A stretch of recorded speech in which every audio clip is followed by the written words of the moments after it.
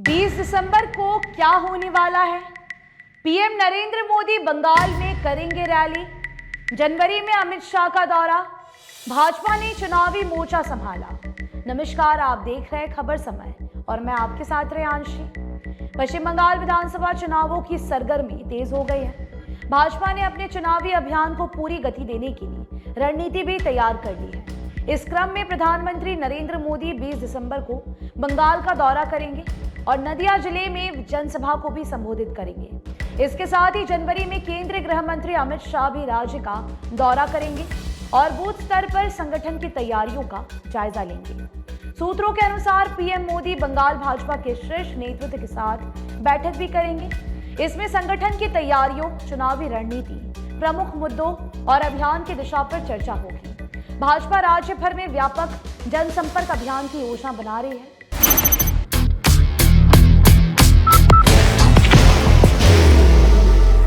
There will only be one insignia.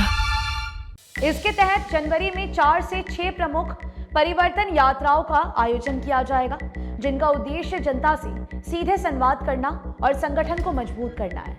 Bhajpa आगामी चुनाव में कानून व्यवस्था की बिगड़ती स्थिति, भ्रष्टाचार, महिला सुरक्षा, घुसपैठ और स्थानीय शासन से जुड़े मुद्दों को प्रमुखता से उठाएगी। पार्टी की रणनीति है कि जनता तक अपने संदेश को प्रभावी ढंग से पहुंचाया जाए और तृणमूल सरकार की विफलताओं को उजागर किया जा सके। इससे पहले प्रधानमंत्री नरेंद्र मोदी ने बंगाल के भाजपा सांसदों के साथ संसद भवन में अहम बैठक की थी। हमने वो खबर भी आप तक पहुंचाई थी। इसमें मतदाता सूची के गहन पुनरीक्षण यानी कि एसआईआर पर विशेष चर्चा हुई।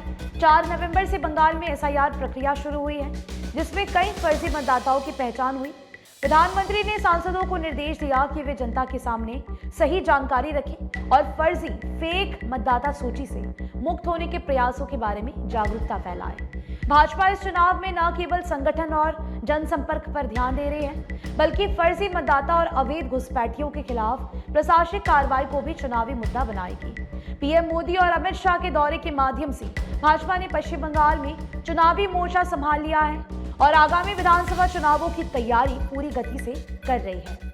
विशेष रूप से यह भी बताया जा रहा है कि भाजपा राज्य में युवा और महिला वोटरों तक अपने संदेश को पहुंचाने के लिए सोशल मीडिया और डिजिटल अभियान पर भी जोर दे रहे हैं। बाहर की भागदौड़ अब नहीं तोड़ेगा आपके घर का सुकून। SBM गोल्ड UPVC विंडोज, आपके घर का सुकून।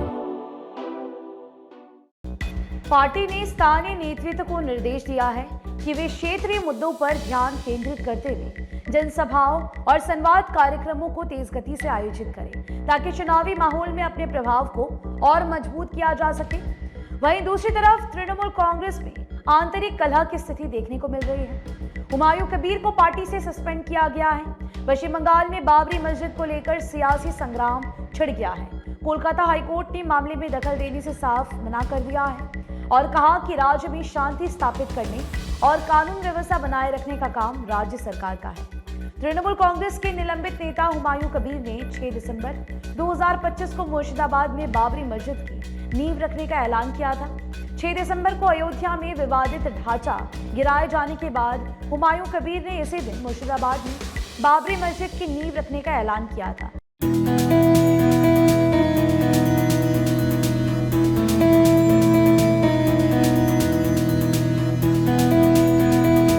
इस विवाद के बाद टीएमसी ने हुमायूं कबीर को बाहर का रास्ता दिखा दिया। हुमायूं अब पार्टी की मुख्यमंत्री ममता बनर्जी के खिलाफ मोर्चा खोल चुके हैं। उन्होंने 2026 के इलेक्शन में ममता बनर्जी को हार का उत्तर दिया है। सूत्रों के अनुसार टीएमसी के कुछ वरिष्ठ नेता और संगठनात्मक इकाइयां आगामी विधानसभा चुनावों को लेकर रणनीति और नेतृत्व चयन में असहमति जता रही है। इस स्थिति ने पार्टी के अंदर हलचल भी बढ़ा दी है और विपक्षी दलों के लिए अवसर पैदा किया है। राजनीतिक विश्लेषकों का मानना है कि टीएमसी में बढ़ती असंतोष की लहर भाजपा के लिए चुनावी माहौल को और अनुकूल बना सकती है। अब देखना होगा कि आने वाले दिनों में इस पूरे मुद्दे को लेकर और क्या कुछ बातें सामने आती हैं। फिलहाल आपको बता दें कि आप हमारी खबरों को YouTube पर भी देख सकते हैं। हर समय खबर समय। धन्यवाद।